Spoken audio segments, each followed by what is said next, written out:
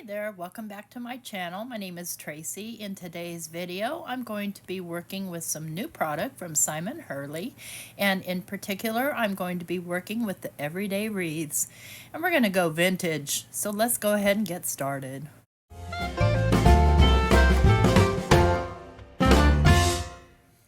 Okay, so let me show you what I got from Ranger and Simon Hurley. First of all, I've got this adorable set called Woodland Wildlife. I cannot wait to play with it. I was in a hurry today, so I did a different one. But we are going to have some fun with this one. Look at this tiny little bug, these little fox, little birds and mushrooms, owls, little raccoon, bear, snail, and all the dies. So there are coordinating dies.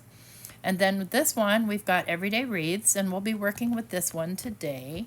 Very nice set, very good for sympathy cards and other kind of support cards. So, and they're roses, and they're beautifully, beautifully drawn. So I can't wait to work with this one. And there are also coordinating dies for that. And then I got the red rubber stamps. And this one right here, my friend, I adore this. It's called Whimsical Woods. And I just love the way that those trees are drawn. Yay! I was so excited to get this. And this one's called Watercolor. This will be interesting to work with. Like I said, I can't wait to play with all of these. This one's called Brushstrokes, and it is a pull-apart stamp. So there are some that come out, and then these two rows also come out. And then we've got the bursts, and that's exactly what they are, is bursts. And those are going to be fun for lots of different things, so I can't wait for that. And then finally we've got this bold wood grain, and I bet you that's going to be simply gorgeous. And you'll see me playing with all these products in the coming days and weeks. So let's go ahead and get started on the project we're going to work on today. And I've decided that I want to do kind of a fall color scheme today. So I'm going to grab out the stamps I need, and I haven't even opened these yet. They just landed on my doorstep today. And so bear with me while I get things open. And I'm going to do the wreath with roses and a couple of butterflies. Let's just get all these other things kind of out of the way here. Yeah, definitely the wreath with roses. And I did speed this part up a little bit because there's just no need to, it's just stamping. And I am stamping on some paper that is alcohol marker friendly. I'll spit that out. I'm just going to stamp 2 or 3 times since these are brand new stamps till I'm happy, and then I'll pull that out and kind of let it dry. And then I'm going to color it with my Hoo Hoo markers. So here are the markers that I'm using. I'm going to start with the lightest color, and they're kind of a dark yellow. Now, are there dark yellow roses? I don't know. I don't care. I'm just going for the color here. And so I start out with my lightest color, and then I move to my mid-tone, and then I'll move to my darkest color, just to kind of add in those shadows, and then I'll blend those back out with the lightest color. And sometimes I don't grab the lightest color. And I've got a chart up there where you kind of out of your sight that I look at, kind of a cheat sheet to make sure that I grab the right color, because never on these markers anyway, and I can't answer for Copic markers, but on these markers the cap isn't the story at all. So but the colors, if you use any kind of a a swatch chart, then you'll know what color you're grabbing as long as you look at your chart. So I'm just kind of going around the edges with the darker and then filling it in. I'll color one more in on camera, and then I'll color the rest off camera because I have this sped up quite a bit. And now I'm going to go in with my greens here, and I'm going to do the leaves, and I'll do a couple on camera and I'll do the rest off camera. So I've just got a light green and a dark green, and just kind of adding the shadows where they need to be, kind of where the artist put them. And here are the leaves all colored. So the wreath and leaves are all colored out in kind of, more fall type tones. And I'm going to do the butterflies the same. So I'm going to keep them in the fall color range. And here are the colors I used. Plus I used my little my little black marker there. All right, so all we need to do now is get these cut out and ready to go. So I'm going to grab the coordinating dies, and this is the way we get them. When you buy yours, Spellbinders, puts them on a nice wrapper and things like that. But when you're, guest designing for someone or designing for someone, typically you'll get your dies in this way. And then I'm just going to mess around with this and spin it around until I find the right direction. And it's not that hard, but you know what, y'all? I was in a really big hurry today. And so my brain was like going, just hurry up, just hurry up, just hurry up. Because I wanted to make sure I got a video for you right away. We'll get it. There we go. You just spin them until they fit. And the other wreath has also a die, which is really cool. And you could stack them. Would look neat too. And I just want to make sure I get this placed correctly so that my borders are even around it. And then I'll grab a piece of mint tape and just tape it down. Make sure it doesn't move on me. And then I'll do the same with the butterflies, which are a lot easier to fit in there. Let's get this little guy.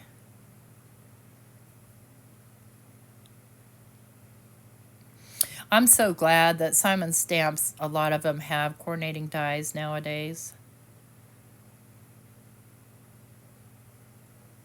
Get that fit in there, tape it down, get the last one, tape it down, and then I'll cut those obviously off camera. You don't need to sit and wait for me to cut them. Only taping them down. Okay, here they are all cut out. And I'm going to take my Simon Hurley cookie dough ink and my dedicated cookie dough brush, and I'm going to antique these out just by adding the cookie dough color right over top. And that's going to, obviously take away the stark white, but also kind of give that little bit of kind of antique-y tint to the actual flowers and leaves. So now I'm going to get my little Tim Holtz mat here, and I'm going to take the cookie dough ink and just spread some on the mat. And I know it's really hard to see, and it's very light in color anyway. I'm grabbing a piece of watercolor paper, and I'm just dipping it in that wet ink. And it doesn't look like much, and it's not supposed to. So now I'm going to grab some Over the Moon, which is kind of my favorite yellow. It's kind of a darker yellow. And I'm going to spread it around with a little bit of water, and I'm going to tap this in just the same. And then I'll dry that. And once it's dry, I'm going to lay it in my splat box here, my well-loved splat box.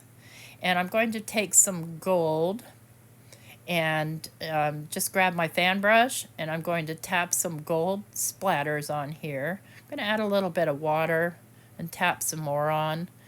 Little bit more. I need just a wee bit more gold, please. Thank you. There we go. I love all the gold. And it's very hard to see on camera, but when you see it up close, you can see the little gold splatters. Then I'm going to take this Dina Wakley Media Gloss White, and I'm going to pour some of that onto my little media mat here. And take the same fan brush.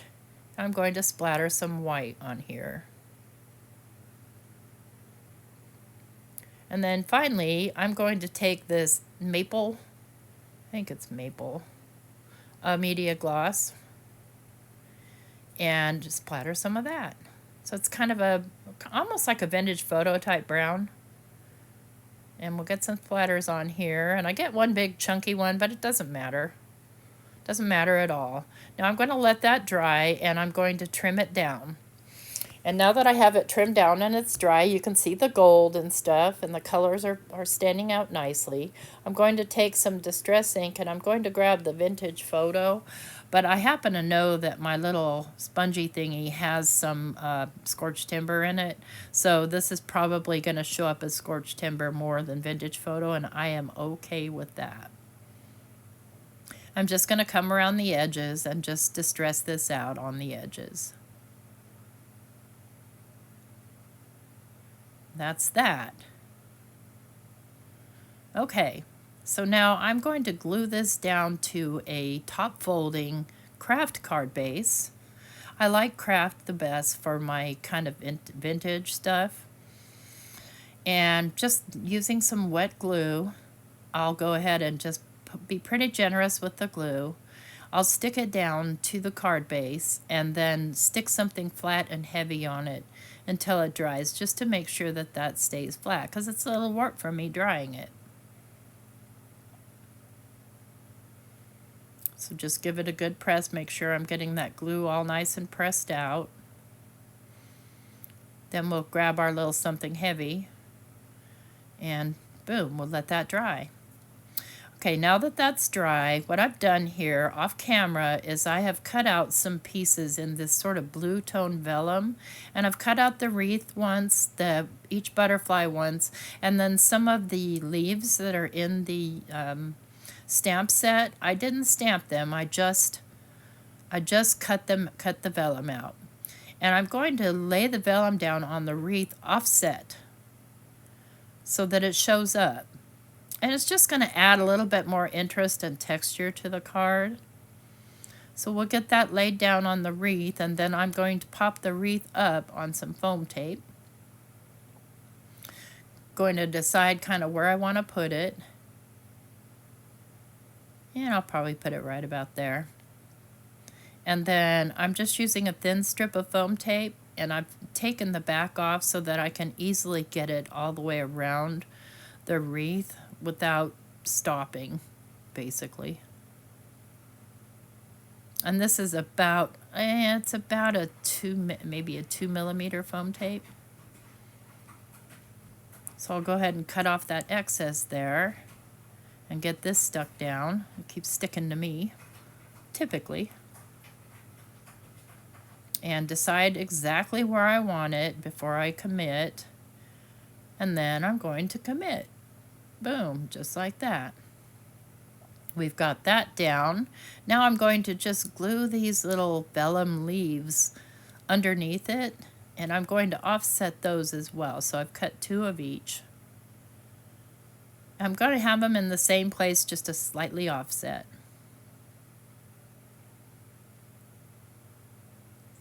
Just again to add a little bit more texture and interest to the card. And color, you know, it's one color that's nowhere else in the card, and I like it. It just, you know, gives a little bit of contrast, but it's not a color that clashes or anything. So we'll do these 2 leaves, or sets of leaves. Kind of decide where I want them. I think I want that one down a little bit more and back within the frame of the background here. Just so it sort of coordinates with how the other leaves lie, giving balance to the card. We'll go ahead and stuff this guy in there. Move him over a little. Then I will lay the butterflies down on the other little pieces of blue vellum, and I will offset those a little bit as well. So I'm just adding a tiny bit of glue and flipping my thing over and getting glue everywhere. What a shock. Let's get that one glued down. We'll glue the other one down, and then I'm going to pop those up on some higher foam. Let me just wipe that off so I don't get glue everywhere. We'll grab this little piece of blue vellum and pop this little guy down. And so the blue kind of makes the other colors sort of pop. So I'll flip these guys over and I'll put on some foam tape, and I've got these foam circles that a friend sent me. Don't ask me where they're from, I have no idea. They're from a friend. I have a lot of things that people have sent me, and I really am grateful for that, but I don't always know, you know, the brand or, you know, where they came from. So I'm going to lay this bigger butterfly down here on the bottom, just balancing the card out, and then the smaller butterfly, the sort of side view right here. And then all I have left to do is my sentiment, and I have stamped these out in kind of an olivey green to match up with the leaves.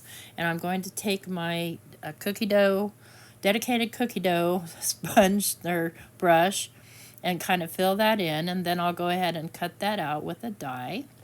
And this isn't a die that comes with the set, it's something from my stash. And I'm going to go ahead and edge around this as well, kind of distressing it a little bit.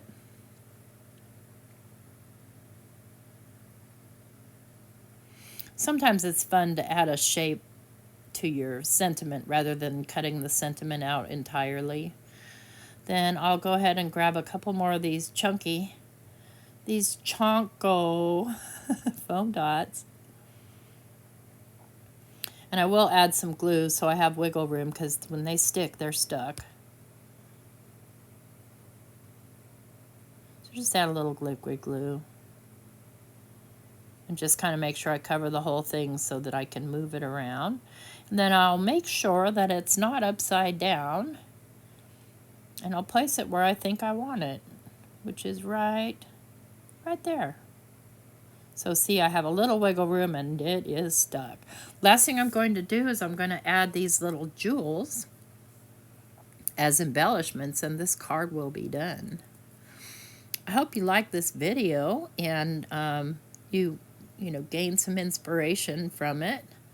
I'd love to see what you make in my group, and I know Simon would love to see what you make. So if you do make something, make sure you tag him at Inklips on Instagram when you post your pictures, and also tag Ranger Ink.